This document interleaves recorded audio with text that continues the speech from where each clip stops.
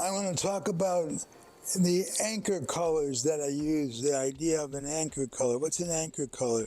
It's the color that holds the other colors together, just like an anchor in a boat.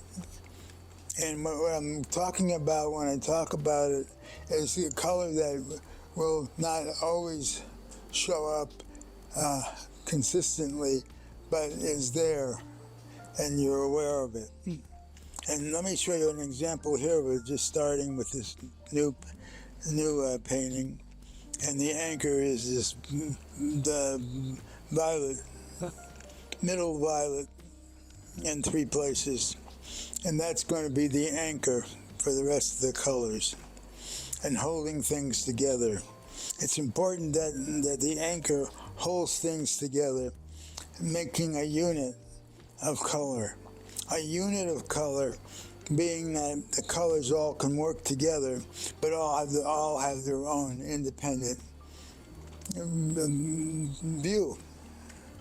One of the things that we look at when we look at the anchor colors is that the color doesn't necessarily have to be real bright, but it has to have a power, and it's a colorization that I stay aware of, is the color of the painting, which tells the story of the painting. Because I'm telling the story by the common use of the anchor colors and the other colors, and that they come together in a way that makes it possible for the viewer to look at the whole painting but still have a variety of colors. Looking at the whole painting and still seeing it as a variety of color. But the other thing is that it's important that I have the pencil drawing done first. That is my free-form drawing, and that's important because that'll help me decide the story. The story doesn't mean that I have to tell a story. It means it's just a story. To stay out of the way of the drawing. I let things happen in the drawing of the drawing. So I use a large mega graphite Cretacolor or